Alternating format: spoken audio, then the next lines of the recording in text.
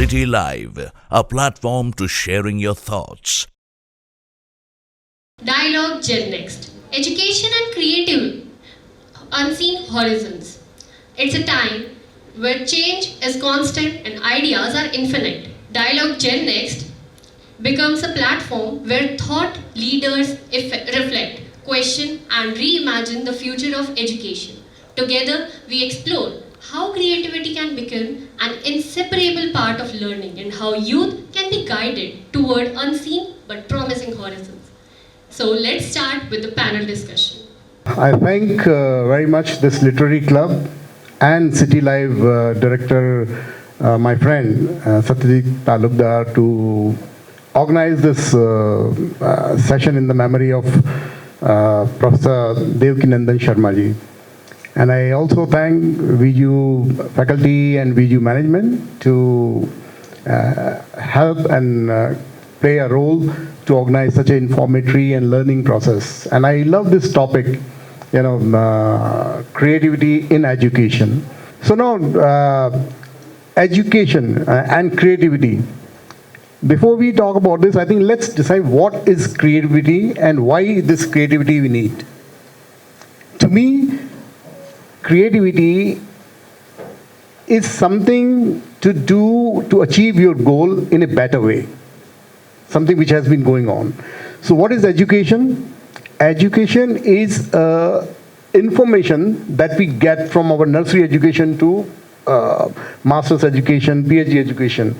And when it turns into knowledge, when we gather that information and through a particular channel, achieve that particular purpose, we analyze, we gather, we keep on analyzing the whole information, then it becomes knowledge. So my take before I move forward, and I ask my other panelists to comment on that. Creativity, before we talk about creativity, the important for the creator is to know the subject deeply. Okay? There are trends in the name of creativity when people do just some kind of a thing, whether it's in painting, whether it's in writing, whether it's in creating a film, or whether anything that you want to put new solutions.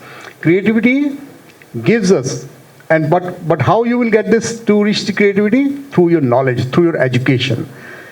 We learn that, we adopt it, and then we try to find new solutions, new ways of doing or achieving your goal in a better way, in a more efficient manner maybe. This is what I feel creativity. So just now when I was talking to somebody, someone said, sir, I want to create a chain of hospitals after if I get success to medical doctor. So I said, chains so बहुत सारी already बनी हुई हैं.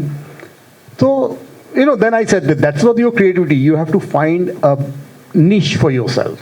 Now finding niche is where your creativity comes. So look, chain तो है, लेकिन my chain will be mastering on this. This is how I approach, and this is how society will benefit out of this role. So creativity solves, and creativity is something that we acquire through over a period of time, and that is why your creativity for a nursery child may be different. Then your creativity at your graduation level could be different. And sometimes a simple painting could be creativity for a child, but when he takes a painting to his home, then feedback from his parents, and then if the kid is listening, that is again second degree of your creativity, because he or she listening to parents and improving its painting. So that's the way. So education helps us to rise our level, and then creativity standards also has to keep on improving from that aspect. So that is why creativity, which is there for me after doing my PhD and something, cannot be equal to, related to that particular subject, somebody who's a matric or doing primaries. So your creativity level has to go on and on with your education system. This is what I feel, the role of creativity. I will request, और मैं निवेदन करूँगा गोपीनाथ जी से कि वे भी अपनी बताएं कि सृजनात्मकता और शिक्षा इसका किस तरह से समन्वय रहना चाहिए, और आपके क्या विचार हैं इस विषय में? धन्यवाद आचार्य। सबसे पहले तो मैं श्रद्धेय देवकीनंदन जी के संदर्भ में जो आज ये कार्यक्रम आयोजित किया जा रहा है, उनके प्रति अपना श्रद्धाभाव व्यक्त करता हूँ। उनके आत्मज बिल्कुल वैसे ही, क्योंकि मैं वनस्थली में रहा हूँ, मैंने लगभग 30 वर्ष उनको देखा है। आचार्य में और जो उपस्थित आचार्य हैं दोनों में अभिन्नता है, बहुत संदर्भों में अभिन्नता है। मैं आचार्य देवकीनंदन जी के प्रति श्रद्धाभाव व्यक्त करते हुए उनके सुपुत्र ही नहीं, उनके शिष्य और दूसरे शिष्य भी जो यहाँ उपस्थित हैं उनको भी मैं बहुत सादर अभिनंदन करता हूँ। अभी मुझे जो ये वार्ता करने का अवसर दिया है आचार्य ने, मैं उनके प्रति भी कृतज्ञता व्यक्त करता हूँ और इस विश्वविद्यालय के प्रति। और अभी जो विभागाध्यक्ष जी ने जो बात कही उस संदर्भ में मैं अपनी बात शिक्षा के संदर्भ में कहना चाहूँगा, क्योंकि मैं शिक्षा शास्त्र से बहुत लंबे समय से जुड़ा रहा हूँ। यूँ शिक्षा की बात कर रहा हूँ, शिक्षा के बारे में कहने की चेष्टा कर रहा हूँ, लेकिन फिर भी मैं ये मानता हूँ कि मैं एक विद्यार्थी हूँ और विद्यार्थी मान करके ही अपनी बात आपके सामने रख रहा हूँ।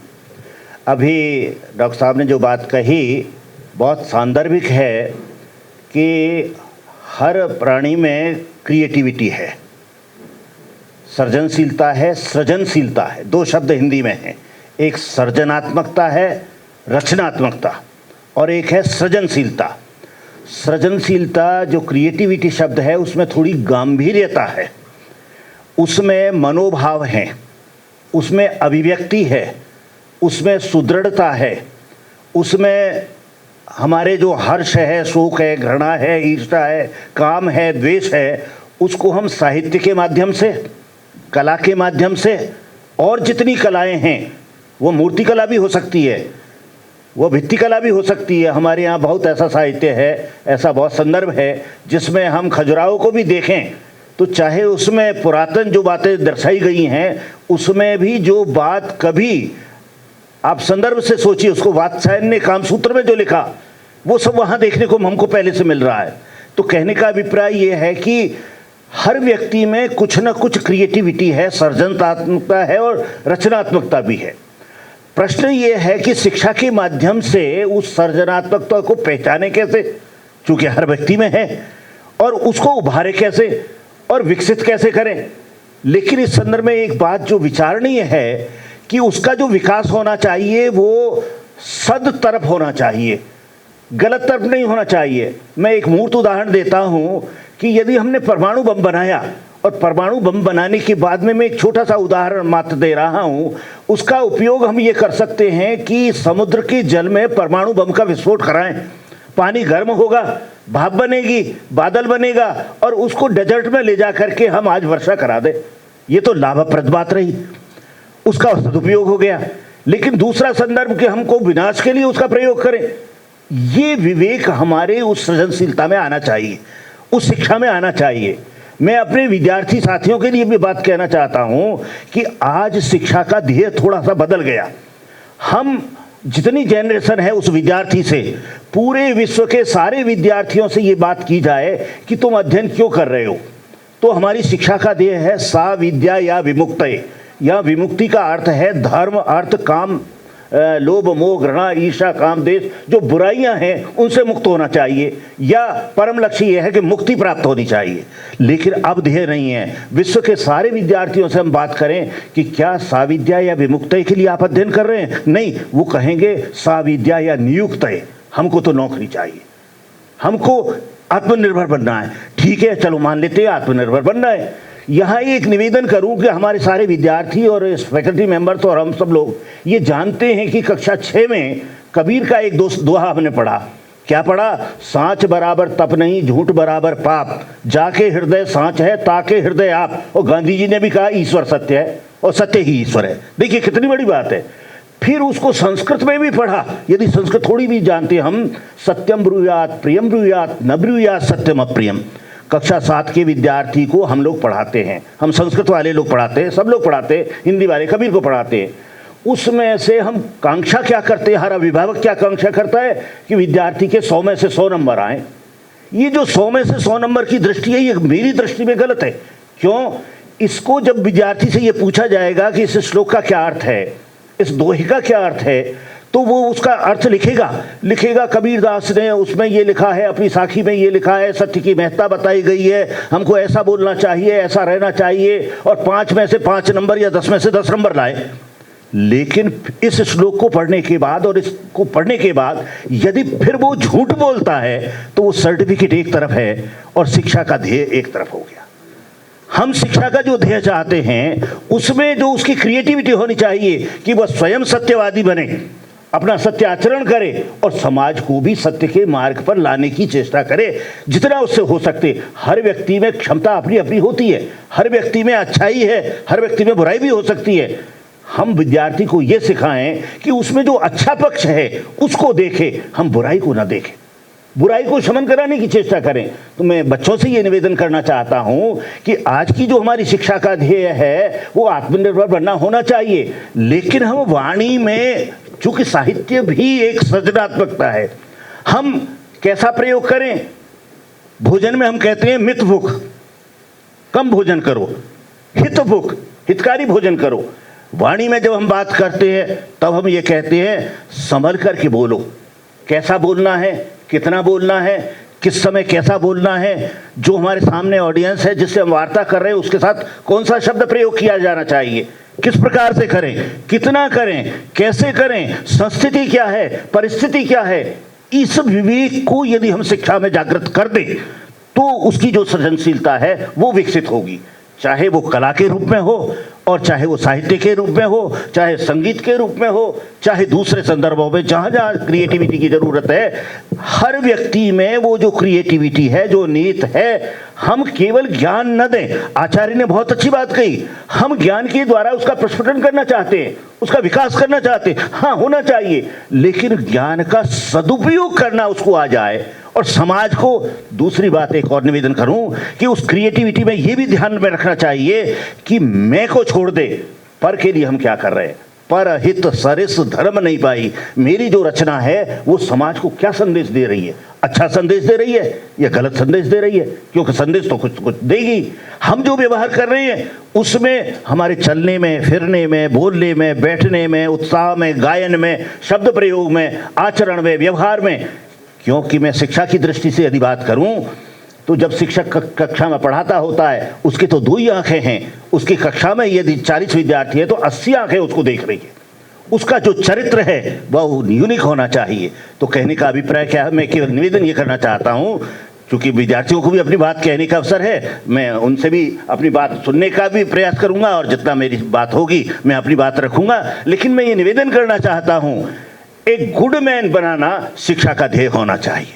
वो गुड मैन सब तरीके से बने, कलाकार हो बहुत बढ़िया हो, नृत्यकार हो बहुत बढ़िया हो, चित्रकार हो बहुत बढ़िया हो, वार्ताकार हो बहुत बढ़िया हो, मीडिया का व्यक्ति हो बहुत बढ़िया हो, वो राजनेता हो बहुत बढ़िया हो। उंगली उठा करके ये कहा जाए ये व्यक्ति है, इसको देखिए। यदि शिक्षा ऐसा बना दे तो मैं समझता हूं हमारे भारत का जो भविष्य है उसकी दृष्टि, मैं एक शब्द और कह देता हूं, हमने राष्ट्रीय शिक्षा नीति 2020 ले ली है, उस पर हम काम कर रहे हैं, हमारा भविष्योन्मुखी संदर्भ भी है, हम 2047 और 50 की बात भी कर रहे हैं। लेकिन पहले वर्तमान को तो सुधारें। हमारी जनरेशन कहां जा रही है, उस पर हमारा कुछ अंकुश है क्या? उसको अंकुश शब्द में गलत प्रयोग कर रहा हूं। मार्गदर्शन देने वाले हम कैसे हैं? क्या हम सही मार्गदर्शन दे रहे हैं? ये पिता का दायित्व है, ये परिवार का दायित्व है, ये गुरु का दायित्व है, समाज का दायित्व है। जितने भी साहित्यकार हैं, जितने भी राजनेता हैं, उन सबका भी ये है कि उनका सबका, मेरे सहित सबका आचरण इतना यूनिक हो, लोग कहें कि वास्तव में आदमी देख रहा है। इंसान वो हजारों साल से है आदमी का वजूद, अरे आदमी तो हजारों साल से, लाखों साल से है, लेकिन आज आदमी दिखाई नहीं देता। जिस आदमी कहते हैं जिसे, वो आदमी नहीं दिखाई दे रहा। तो शिक्षा में ऐसी क्रिएटिविटी लाई जाए, उसका व्यक्तित्व, उस व्यक्तित्व को पहचानो और पहचानने के बाद में उसमें जो कैपेसिटी है, आज हम व्यक्तित्व को पहचानने की चेष्टा नहीं करते, केवल उसको क्रैमिंग। अरे ज्ञान तो गूगल पर बहुत पड़ा है, वो कैसा है उसका विवाद मेरे पास नहीं है, लेकिन हमको ज्ञान तो लाइब्रेरी में बहुत पड़ा है। हम उस ज्ञान को कितना आत्मसात कर रहे हैं, वो व्यवहार में, चरित्र में, वाणी में, चलने में, फिरने में, दूसरों के हित करने में, ये बात हमारी होनी चाहिए। तो हमारा जो चित्र बने वो कोटेबल होना चाहिए, हमारा जो संगीत हो हमारी जो कविता हो, अभी मैं साहित्य का विद्यार्थी भी हूँ, इसलिए निवेदन करूँ कि हम यदि प्राचीन साहित्य से देखें, वेदों से देखें, ऋचाओं से देखें, मंत्रों से देखें, उसके बाद में जो परवर्ती रामायण का साहित्य है, उसके बाद उपनिषदों का साहित्य है, उसके बाद पुराणों का साहित्य है, उस साहित्य की तुलना में आज के साहित्य को घनवाद उसमें है। और मैं माफ़ी चाहूँगा, अश्लील शब्दों का भी प्रयोग होने लगा, ग्राम्यता दोष उसमें उत्पन्न हो गया। क्या हम बच्चों को इससे रोक सकते हैं क्या? ठीक है, हम दोष पढ़ाएं कि भाषा में ये दोष है, उस दोषों को पढ़ाने का अभिप्राय है दोषों से बचने का प्रयोग करें, उनको बचाएं। इसलिए मैं निवेदन करना चाहता हूं केवल शिक्षा के बारे में कि हमारी शिक्षा उस क्रिएटिविटी को पहचाने, उस विद्यार्थी को क्षमता को पहचाने, और जितना हम उसको विकसित कर सकते हैं, हर एक की अपनी क्षमता भी होगी, उस क्षमता के हिसाब से उसका विकास करें। अभी मैं अपनी वाणी को विराम देता हूं। धन्यवाद।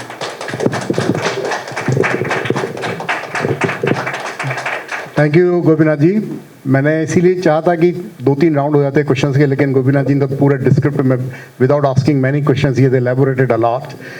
Now before I go to Bhavani ji, because he is an artist and very able son of Professor Devkinandan Sharma ji, art के बारे में जब आर्टिस्ट कुछ imagine करके, when through art he conveys something to the society, and if society doesn't receive in this exactly the same way, how does artist feel, and what actually artist would like to add to that, you know, to that painting, कि इसके बारे में आम जन के लोगों में या शिक्षित लोगों के बीच में इस क्रिएटिविटी को अप्रिशिएट करने की क्षमता भी डेवलप की जाए.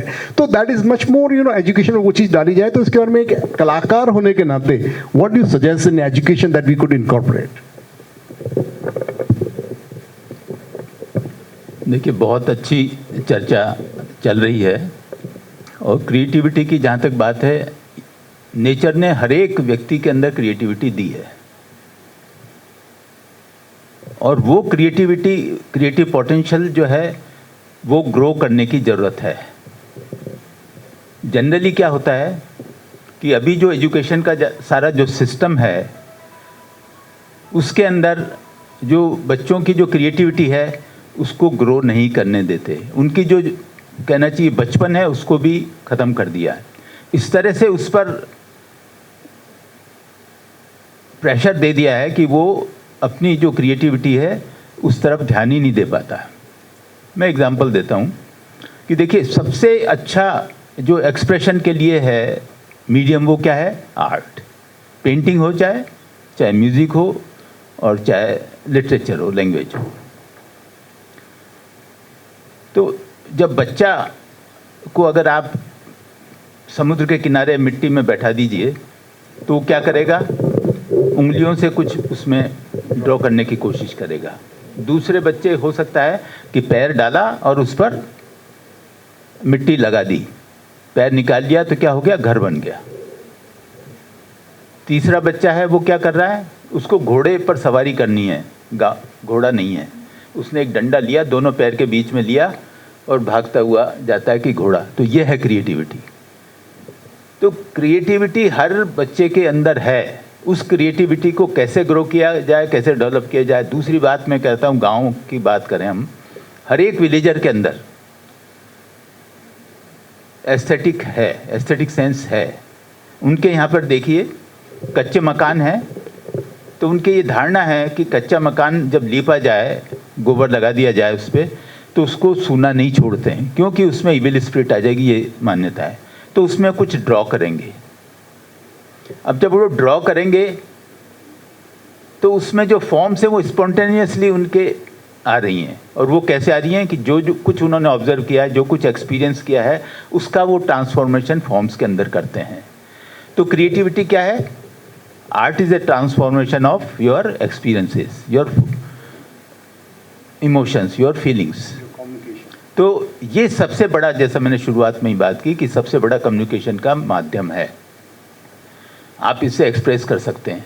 बच्चों की मैं बात बताऊं, हमारे यहाँ बनस्थली के अंदर एक कला भवन करके, जो कि आर्ट डिपार्टमेंट वहाँ पर रहता है, तो वहाँ शुरू में जो पहला कक्ष था उसके अंदर मैं कोशिश करता था कि बच्चों की पेंटिंग्स हमेशा एग्जिबिट हो, और वो बच्चों की पेंटिंग को दिखाने के लिए मैं एमए के स्टूडेंट्स को लाता था और पूछता था उनसे कि इन बच्चों के चित्र में कोई खास बात दिखाई दे रही है।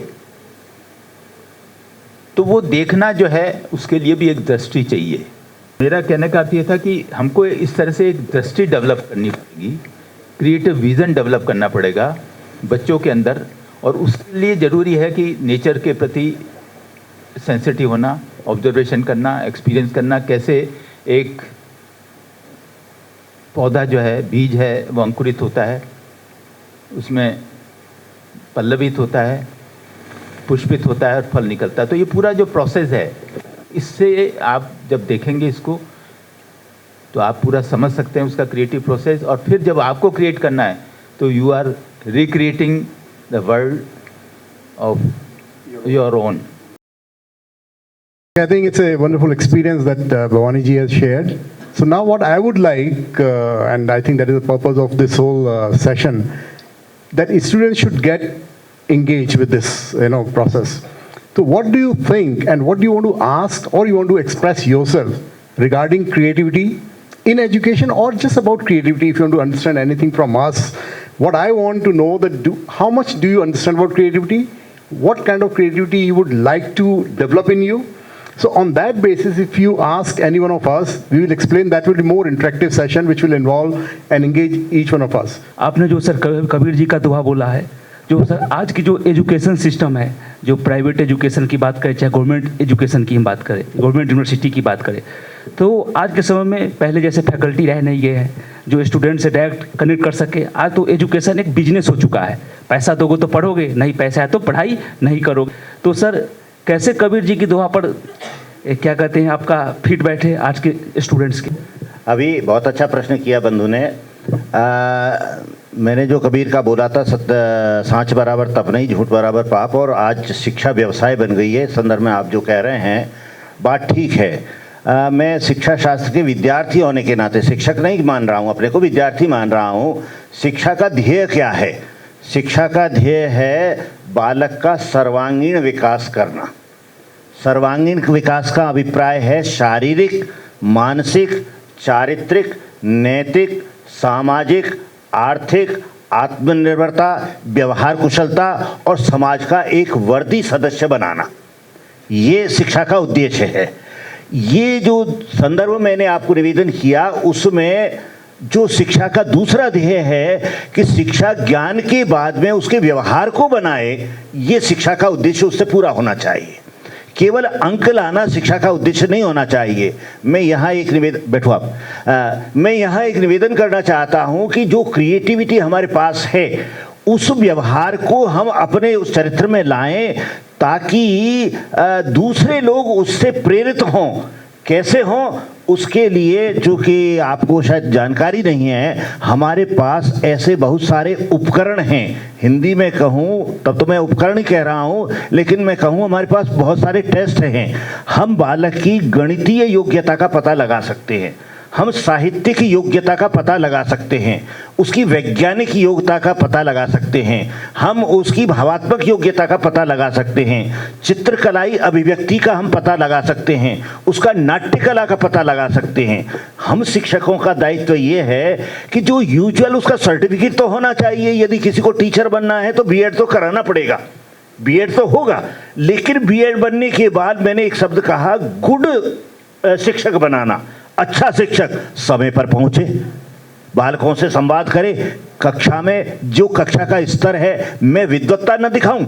मैं निवेदन करूं कि यदि मेरी कक्षा 6 के विद्यार्थी, 7 के विद्यार्थी हैं, तो मैं अपने शब्दावली प्रयोग में क्रिएटिविटी रखूं। कैसे?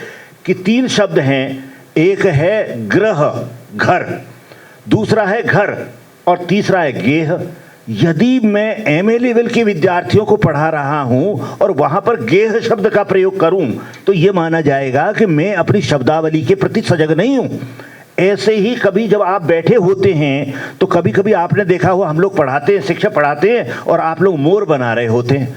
वहाँ आपकी जो क्रिएटिविटी है, क्या हम लोग आपकी कॉपी मांग करके ये देखें कि आपने चित्रकला में जो बनाया है उसमें आप पक्षी प्रेमी हैं, आप प्रकृति देखिए, जैसे अभी भवानी शंकर जी ने कहा कि हम वहाँ जाकर के डेजर्ट में जाएं और वहाँ पर जो संवाद है, वहाँ डेजर्ट में कैसे पेड़ होते हैं। अभी एक बहुत अच्छा संदर्भ कहा और मुझे बहुत अच्छा लगा, राजस्थान के विषय में आपने कभी सोचा कि यहाँ के व्यक्तियों की जो गृहिणियाँ हैं वो चटक रंग के कपड़े क्यों पहनती हैं? क्योंकि यहाँ रंग दिखाई नहीं देता, इसलिए वो वहाँ पर कैसे अभिव्यक्ति करती हैं। तो कभी जब वो मांडना बनाती हैं, उस मांडने में उनकी अभिव्यक्ति दिखाई देती है, कैसे जो उसको पेड़ को बनाती हैं या घर को बनाती हैं, उसमें उनकी अभिव्यक्ति छिपी हुई है। यदि आप दक्षिण में जाएं तो प्रत्येक घर में आपको चित्र देखने को मिलेगा। तो कहने का अभिप्राय यह, आपने बहुत अच्छा प्रश्न किया कि हम हर विद्यार्थी में जो छिपी हुई बात है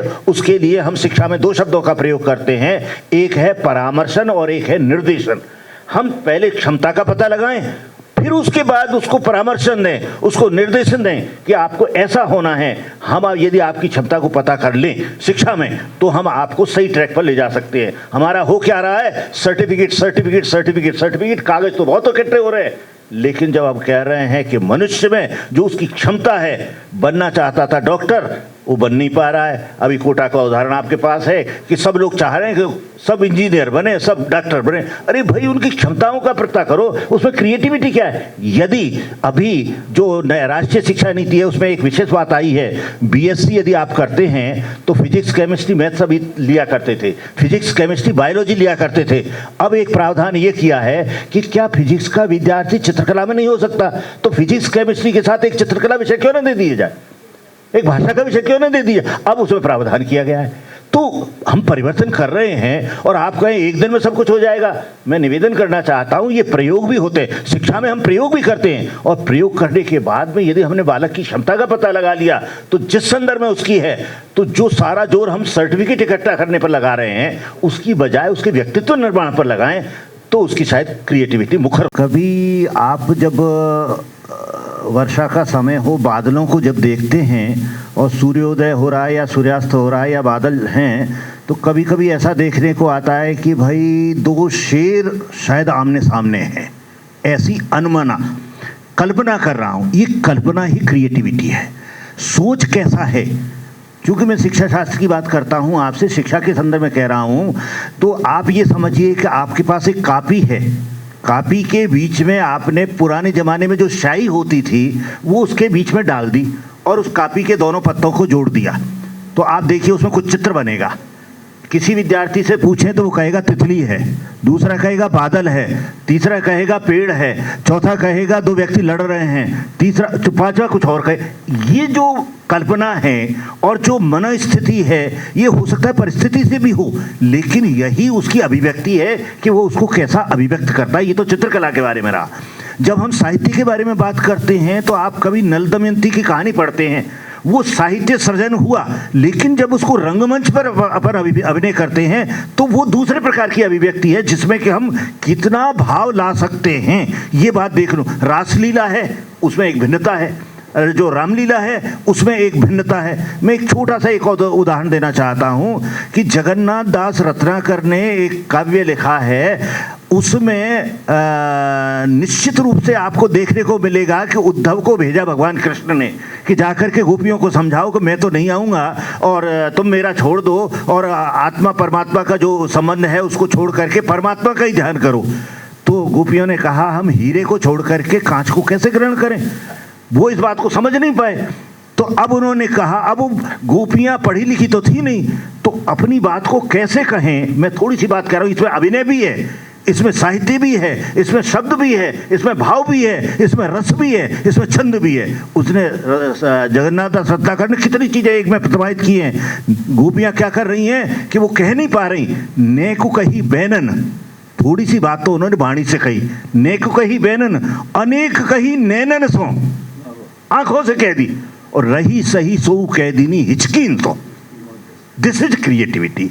साहित्य में भी, शिक्षा में भी लाइए अभिनय में, ऐसा आप अभिनय कर सकें तो मैं ये कहूँगा। और इसको पहचानने की जो बात है, मैंने कहा अभी जो चित्र बना करके बताया था उसको हमारे यहाँ है रोषार्क परीक्षण। रोसार्क टेस्ट हमारे पास है कि हम चित्र के माध्यम से आपकी बच्चे की क्रिएटिविटी को पहचान सकते हैं। यदि हमको पहचान आ गई कि ये विज्ञान में जाएगा, ये साहित्य में जाएगा, ये चित्रकला में जाएगा, ये अमुक चीज़ में जाएगा, तो हम वो सारे जो दूसरी तरफ अभिभावक भी चाह रहा है कि वो इंजीनियर बने, हम उसको रोक करके उस संदर्भ में ले जाएंगे तो शायद वो ज़्यादा अच्छा अपने को अभिव्यक्त कर सकेगा। ये मेरा निवेदन है। Anybody else? Yes, please come forward. Talking about art and creativity, since dance is also a form of art, but some dance that is inspired from Western ideologies and culture, they are often labeled as vulgar or inappropriate. So, sir, जो cultural perception है इन सब चीज़ों का, उससे कैसे deal करें? Wonderful. You see, this is what, when we try to learn something which is foreign to us. Foreign doesn't mean देश के बाहर चीज़। मैं अगर राजस्थानी हूँ and if I learn something in Bihu dance or something and I try to incorporate in my humor and all that, that could be creativity. But as you say, Western से जब हम कुछ लेते हैं तो हमको लगता है भाई ये वल्गरिटी आ गई, जो आजकल जिसको आप डांस भी कह सकते हो। If I say, see, this is what creators freedom के नाम पर जो हम creativity है, ये तो that is what I said in the beginning. आप responsible हो अपने सब्जेक्ट के, आप genuine expert हो अपने सब्जेक्ट के, तो आप सबसे पहले क्या करते हो, उस है कि मैंने आपसे शुरू कहा, without mastering knowledge of that subject, अगर आप कुछ भी करने की कोशिश कर रहे हो तो मुझे वो जब अपन कई बार कहते हैं यार ठीक है अरे ओछा है, अपन कई बार कुछ चीज़ें बनी है। अब जैसे भवानी जी हैं, उनके पिताजी हैं, जो उनका जो बड़े बड़े काम हो रखे हैं, ऐसा तो नहीं है ना कि नया बंदा आके वहाँ पेंटिंग नहीं लगाता, लेकिन अगर आपने कुछ ऑब्जर्वेशन ही करी हैं तो आप बहुत जल्दी पता कर लेते हो please I know he is still learning kind of thing. तो जब डांस की बात होती है, रियल आर्ट फॉर्म की बात होती है, तो भाई आप किसको याद करते हो? भाई भरतनाट्यम एक्सपोनेंट कौन है? शोभना नारायण। कथक की बात करते हो, बिरजू महाराज, तो कोई नाम लेता है इनका जो जिसको अपन मिक्स की बात कर रहे होते हैं? नहीं ले रहे होते हैं, लेकिन क्योंकि वो कॉमर्शियल एस्पेक्ट है कि वो चीज़ बिकती है, उसकी क्रिटिसिज्म होती है तो और बिकती है, तो वो एक अलग एस्पेक्ट हो जाता है क्रिएटिविटी में। I said what Gopinath ji was very like trying to convey to all of you कि जब आप क्रिएटिविटी में कुछ करते हो तो उससे पहले आप अच्छे डॉक्टर, अच्छे इंसान, अच्छे आर्टिस्ट, अच्छे ये बनिए। तो इसमें अगर आपने ये सोचा और आपने वो माध्यम अपना लिया कि भाई मुझे अब ये थोड़ा मिक्स करके, क्योंकि जनता को तो यही बिकता है। पेंटिंग में भी कई बार क्या होता है, कुछ लोग आए, बहुत अच्छी उन्होंने कोशिश करी, कुछ करी, तो आप in the name of freedom of expression आप क्या करने लगे, आपने बिल्कुल कोई न्यूड पिक्चर ही बना दी। अब न्यूड फोटो भी चली तो आपने कुछ और भी उसके एक स्टेप आगे ले गए। वो हमारे इंडिया में भी कर चुका है, वो आगे स्टेज पे विदाउट वेयरिंग एनी क्लोथ ही खड़े हो गए, सब ये भी आर्ट है। अब ये मतलब क्या, this not only vulgarity, it is stupidity as well. तो एजुकेशन आपको क्या बनाती है? You learn to appreciate the right person also. अगर आपके बिहेवियर में ये चीज डेवलप हम नहीं कर पा रहे, then I think your education is still, forget about being creator, आप क्रिएटिव ही नहीं हो। अभी कई YouTube से रिलेटेड या वो जो छोटी छोटी रील्स बन के अब आ रही हैं, उसमें आपको कई बार देखे, आप सुनते हो, सुन के लगता है भाई वाई, तू कुछ ही नहीं करता तो, लेकिन उसको आइडेंटिटी क्राइसिस हो रही है इसलिए वो कर रहा है। वो आपको थोड़ी कर रहा है। आप देखिए, हम जैसे लोग उसमें जाके उसको जो भी अपशब्द बोलते हैं या विचार लाते हैं, ये वो चीज़ है। तो अगर कोई एक्सप्रेस कर रहा है, इट इज़ मतलब how can I stop him और anybody can stop, but it is up to us. We ignore और we do not talk about that person.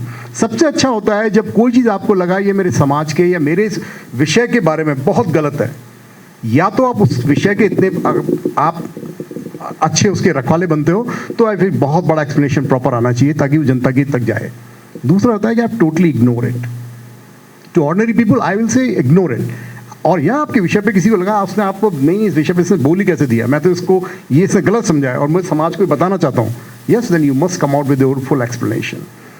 If I have answered your question, because if it is for money then you see I can not stop anybody, they understand. Bollywood में जो कुछ काम कर रहे हैं जिसको vulgarity कहते हो, जरूरी नहीं कि वो जिसे जो थोड़े बहुत कम हो, थोड़े बहुत कम होंगे, लेकिन उनको भी मालूम है। लेकिन उनको मालूम है बिरजू महाराज जी को देखने वाले और बिरजू महाराज बनने वाले का एक ही तरीका है। और डांस फॉर्म में अगर मैं इसको थोड़ा ये ला दूं तो इसको देखने वाले यूथ आ जाएगा जो हुआ ही करता है, वही उसको भीड़ चाहिए, उसको ऑडियंस चाहिए उस वक्त, तो वो ऐसा कर देता है। लेकिन क्या उसको फिर आप उसको मेन आर्ट फॉर्म में लाओगे? और ये बहुत अच्छी बात आपने कही है, अभी पिंक फेस्ट होके चुका है हमारे इनका, तो वहाँ पर कुछ बहुत अच्छी जो मतलब भरतनाट्यम और कथक की जो प्रॉपर एस्टेब्लिश आर्टिस्ट हैं, वो लोग अपने स्कूल्स को लाए थे। तो एग्जैक्टली ये क्वेश्चन मैंने उनसे पूछा था। मैंने कहा देखिए आप बहुत अच्छा ही कर रही हैं और इतने अच्छे बच्चों को सिखा के लाई हैं, इतने बच्चे लोग देख भी रहे हैं। मैंने कहा लेकिन आजकल जो मैं घर घर देखता हूँ तो लोग शादियों में क्या होने लगा है, वो डांस की बात कर नहीं, बॉलीवुड डांस, मतलब वो इसके एक अलग ही ट्रेनर को चाहते हैं, वो शादी में ऐसे ऐसे कुछ कराते हैं, मतलब बॉलीवुड डांस इधर ही है, तो वो क्रिएट हो गए वो आइडेंटिटी। लेकिन आप उसको रियल आर्ट फॉर्म के साथ, I don't think anybody will appreciate और everybody will love and they will not even give you that space. फिर आप अपना ही अलग करिए, जैसे टेलीविजन सोनी में दिखाते रहते हैं कुछ कि फलाना डांस है, वो भी एक फील्ड बनती जा रही है। अच्छा या बुरा है, I don't know, that society has to decide. अभी सर ने बहुत अच्छी तरह एक्सप्लेन किया है। मैं दूसरा उदाहरण देकर के आपको बच्चे स्पष्ट करना चाहता हूँ कि हमारे शिक्षा में 3 शब्द हैं, एक है इंटरेस्ट, एक है एटीट्यूड और एक एप्टीट्यूड। रुचि, अभिरुचि और अभिवृत्ति। रुचि सामान्यतः बहुत लो लेवल की चीज़ है, उससे क्रिएटिविटी अभिव्यक्त होती है। अभी आप बाज़ार में जाएं और ये सोचें कि हम क्या कोई कपड़ा खरीदेंगे या कुछ और खरीदेंगे, आपने बाज़ार में जाते जाते कोई और चीज़ देख ली और आप जितना पैसा ले गए वो दूसरी जगह लग गया आपका। यही बात आपके व्यवहार में होती है कि जब हम पढ़ रहे होते हैं या पढ़ा रहे होते हैं या साहित्य पढ़े, विज्ञान पढ़े, विज्ञान में भी क्रिएटिविटी है, ज्योग्राफी, बॉटनी, इन सब में क्रिएटिविटी है। वहाँ चित्रकला की हो सकती है, जो हम उपकरण लगाते हैं, संयोजन करते हैं, उसमें भी क्रिएटिविटी की ज़रूरत है। यदि आप सेल को उल्टा लगा दीजिए, अब आप झक मार लीजिए, शाम तक लगे रहिए, यदि आपने भूल से उसमें गलत लगा दिया तो वहाँ पर आपको चेक करना पड़ेगा। तो इसमें सजगता आपको पैदा, तो रुचि भी, अभिव्यक्ति भी, शब्दावली भी, सोच भी, फॉरवर्ड थिंकिंग, आगामी सोच कितनी है, इस पर भी बेटा निर्भर करता है। तो हो सकता है कि मेरी रुचि वेस्टर्न नृत्य में या संगीत में है ही नहीं, तो ऐसी स्थिति में मैं शायद उसको रियलिस्ट नहीं, और हो सकता है या भारत के भी यदि कोई अरुणाचल प्रदेश का नृत्य हो रहा है, मैं उसमें रुचि नहीं लूँ। वनस्थली में सब नृत्य होते थे, लोग कथक को भी कभी कभी ये कहते थे, हमारी समझ में ही नहीं आ रहा। तो रुचि यदि हमारी है तो हम ज़्यादा उसको समझ पाएंगे। ये थोड़ा सा प्रभाव विद्यार्थियों की दृष्टि से पड़ता है।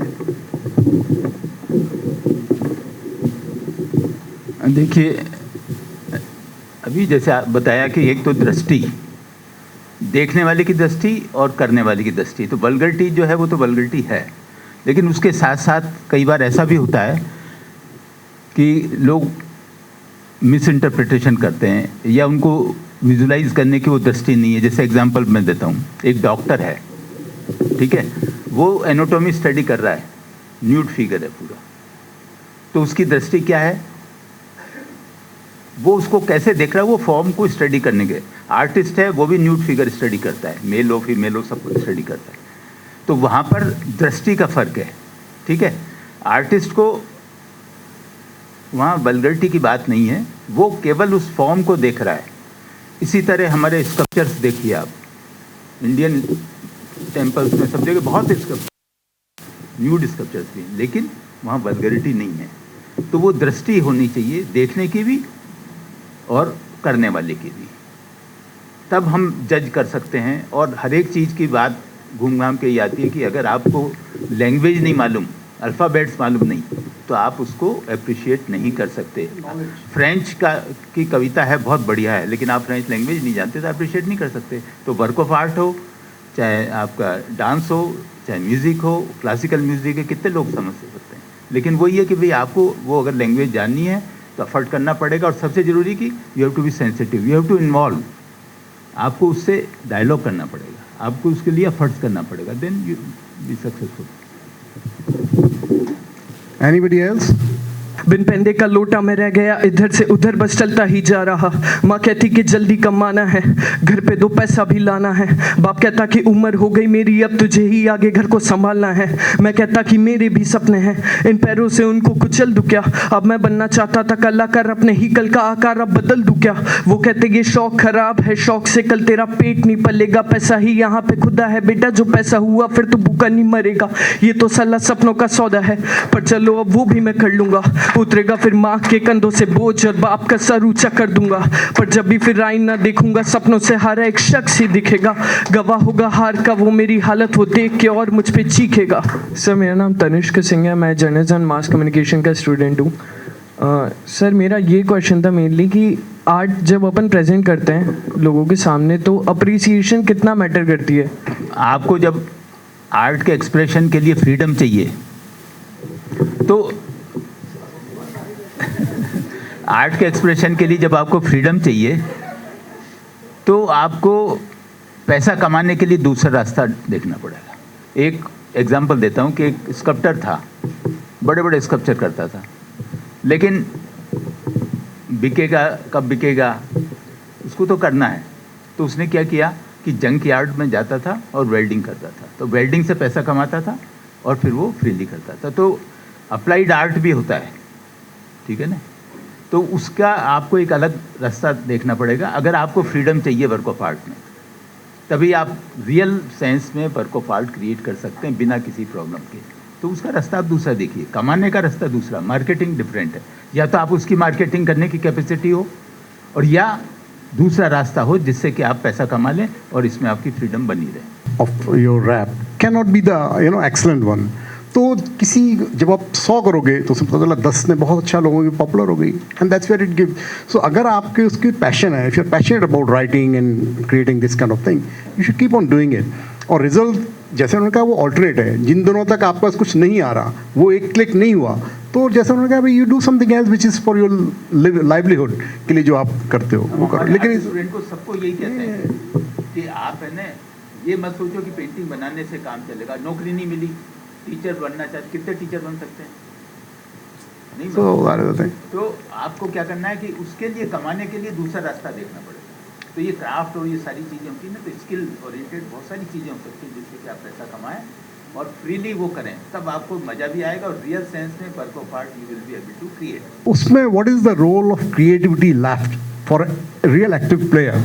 या तो जो आपके कोच ने सिखाया हुआ है सिर्फ वही करते रहना है, या there is a scope while playing and you do some kind of, you create your own shots, you create something to put pressure on your opponent और something, any creativity that you use?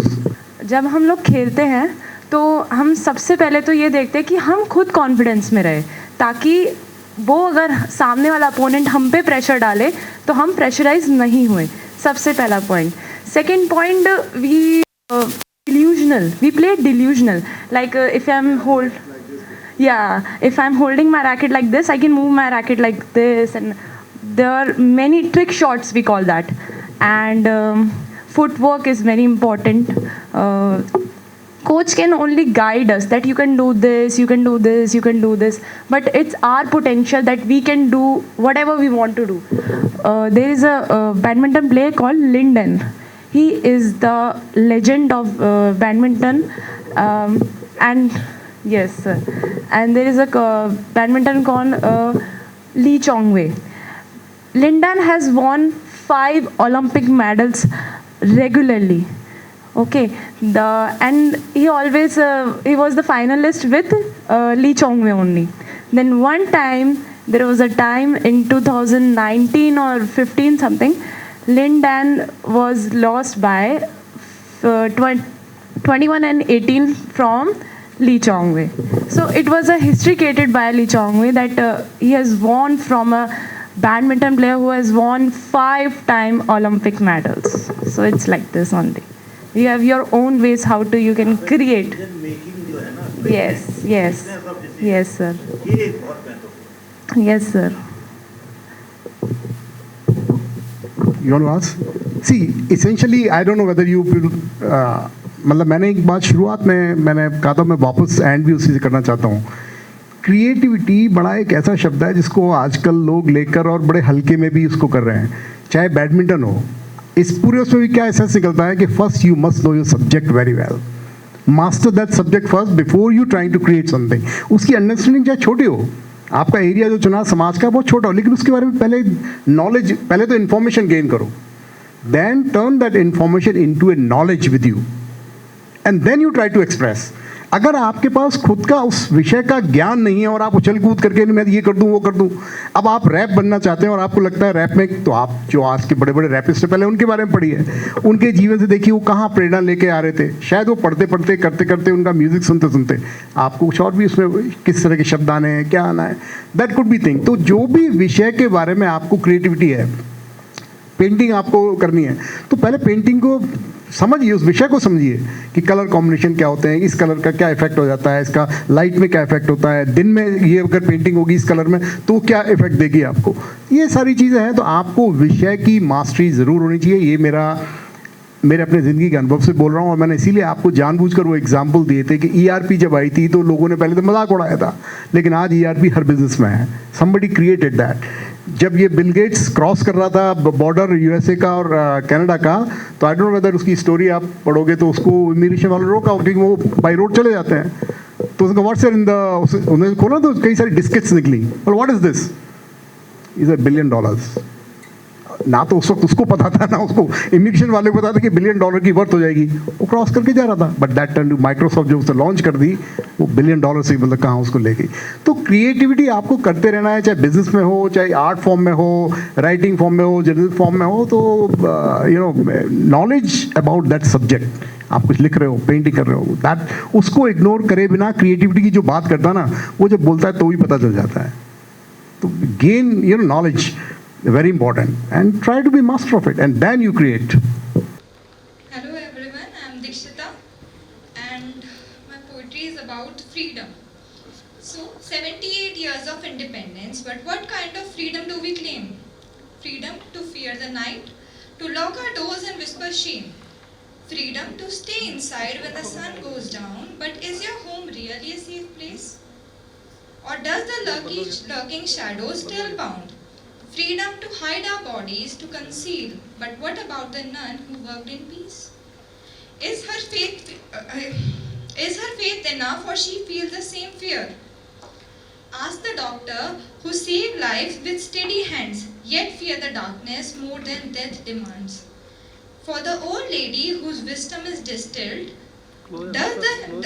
does she feel secure even in bright light? What does Nirbhaya signify? A name etched in paint today? This is what her spirit is seeking as freedom. Each time we rise, voices loud in protest and pain, yet soon after the outcry fades and it's back to normal. 78 years of independence, but what kind of freedom do we claim? Thank you. कुछ ऐसी poetry की, मैंने भूल से चाहा था उसे, पर मुझे उस भूल से चाहत हो गई। बनाना चाहता था मैं अपना उसे, पर वो तो किसी और की अमानत हो गई। हुस्न पे मरने वाली थी वो, तो किसी हुस्न वाले के पीछे पागल हो गई। पर इस नाचीज की तो एक तरफा मोहब्बत थी, तो वो ना मिलने पर ये शायरी हो गई। जज्बातों के लफ्ज लिखता हूँ अब मैं, उसको चाहने वाली बात अब पुरानी हो गई। अगर मिल जाती वो मुझे तो पूरा हो जाता मैं, अब ना मिली वो तो मेरी अधूरी कहानी हो गई। बनाना चाहता था मैं अपना उसे, पर वो तो किसी और की अमानत हो गई, पर वो तो किसी और की अमानत हो गई। ज़्यादा वक्त ज़ाया ना करते हुए हम इस पैनल डिस्कशन, इस कंपटीशन डायलॉग जेन नेक्स्ट, जो कि आज से जिसकी सीरीज स्टार्ट हो गई है, आज हमने विवेकानंद ग्लोबल यूनिवर्सिटी में किया है, अब हम आगे भी जयपुर की सभी यूनिवर्सिटीज़ को इस तरीके से कवर करते हुए चलेंगे।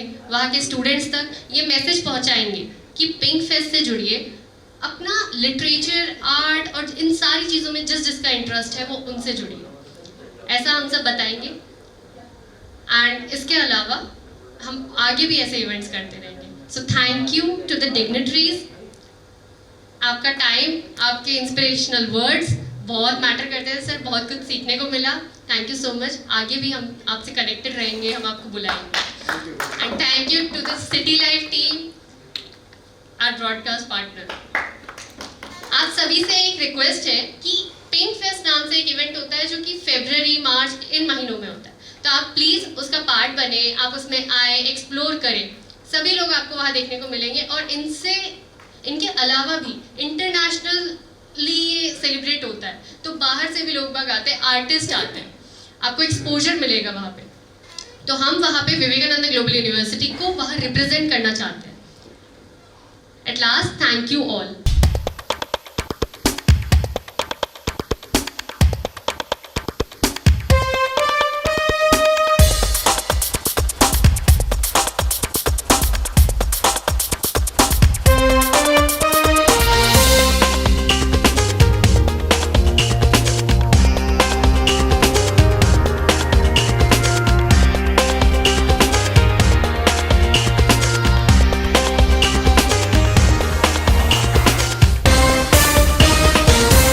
City Live, a platform to sharing your thoughts.